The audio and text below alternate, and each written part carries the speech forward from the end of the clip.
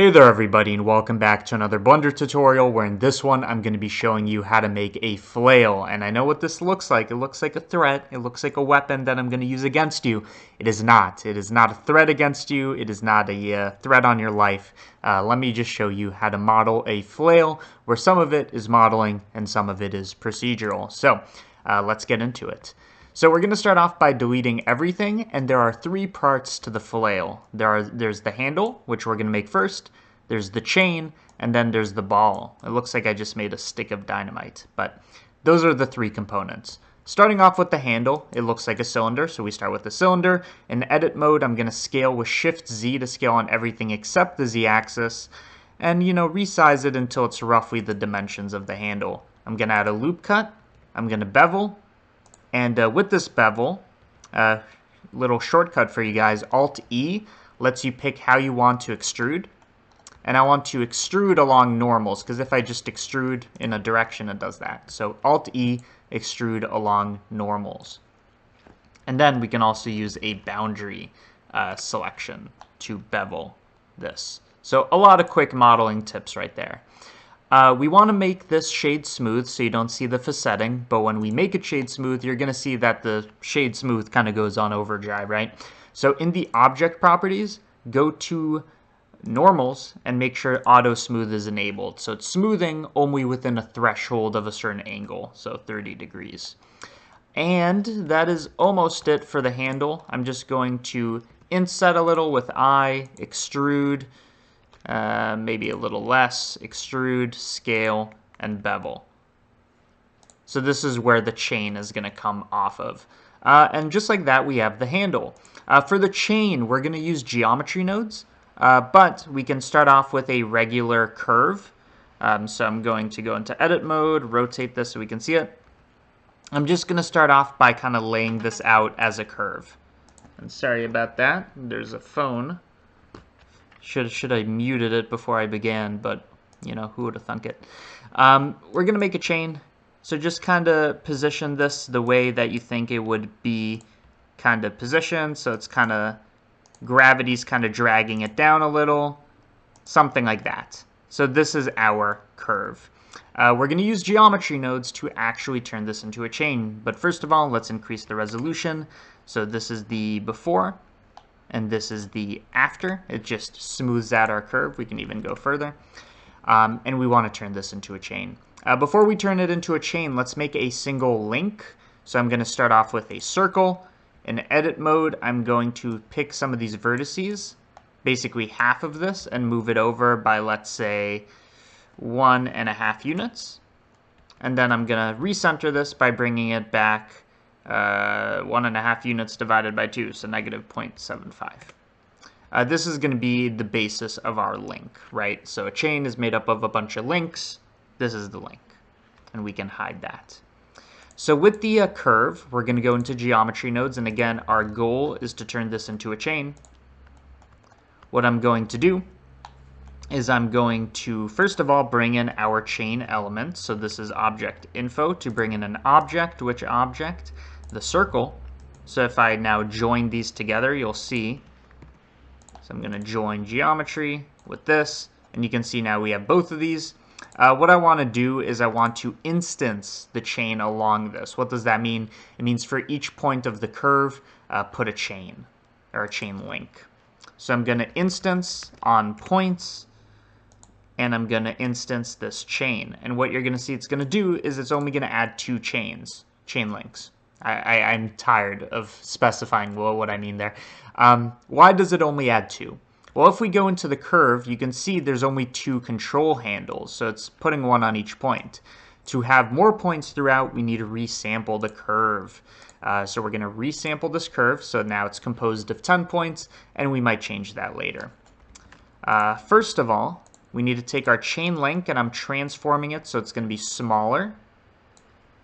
Not that small, but smaller.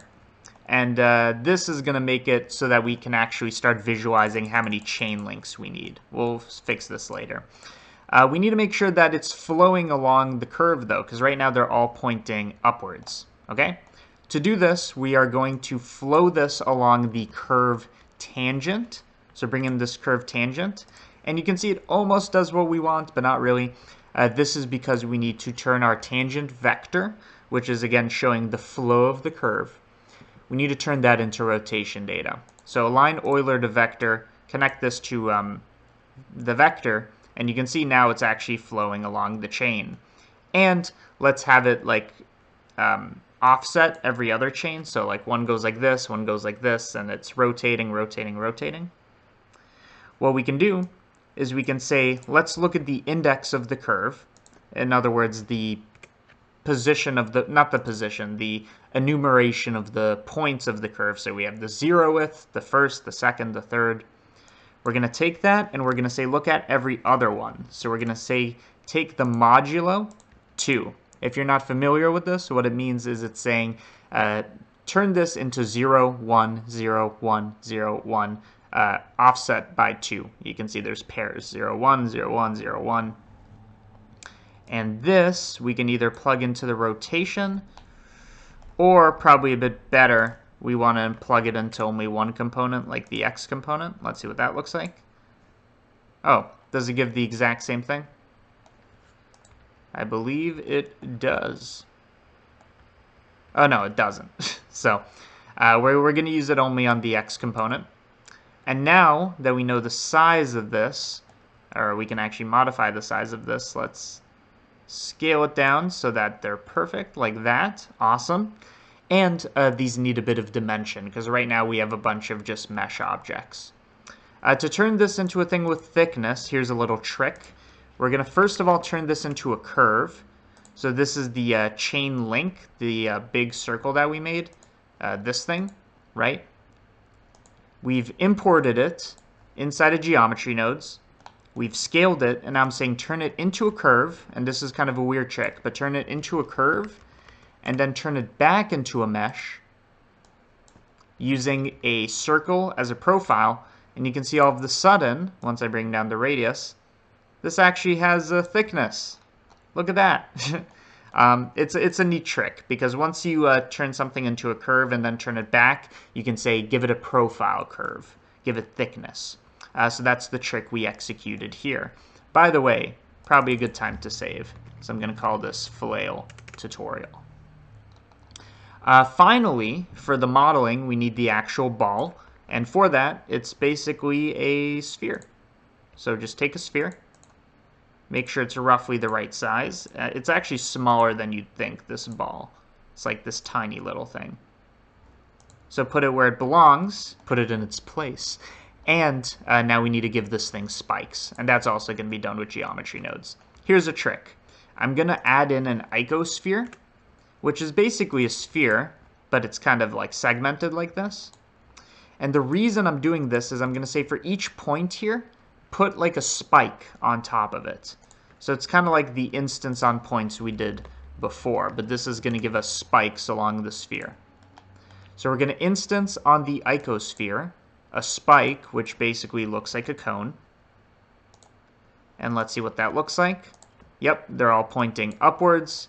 To fix that, we already know how to do this. We want to align Euler to vector. What is the vector? So we need to turn something into rotation data. We're saying have it kind of point outwards, right? Outwards out of the sphere. And that is the normal vector. The normal vector. And make sure this is set to z. And now you can see we have our spikes. I'm going to make the cone a bit smaller and less tall. And we can take this, and by the way, you can pick the number of divisions, which will be the number of spikes. So you can get crazy with this. And we want to join this with our sphere. So I'm going to join geometry. This is the group input. And you can see our cones are still a bit too big. So I'm going to bring the size down. So make them really thin and not that tall. Something like that. And I'm just going to bring down the radius of the icosphere so the cones are kind of going inside the sphere a little. And again, at this point, you can pick how many spikes do you want. Okay, so that is actually it for the modeling of this thing. If you were to move the chain, you'd also have to move the ball. And you could do it procedurally so that this object goes at the tip of the curve. Should we actually do that? Yeah, let's do that. And then in the next tutorial, I'll show you how to shade this. I think we'll break it up into 2 tutorials. So I have the spike ball, which is a geometry nodes object. Inside this chain, what I want to do is let's look at the endpoints. And what I want to do is I want to instance on the curve. So on every point of the curve, instance, how do we want to do this? We want to instance an object. So this is just getting into the fancy stuff. We want to instance the spike object. And let's join this with everything we have so far. Join that there. And you can see it gives us 2 big spike balls. We want it only at one endpoint. So this is what the endpoint selection node is for. It's going to let us pick a selection. This is actually the wrong one. We want it to be on the start, not the end. And we can scale this down.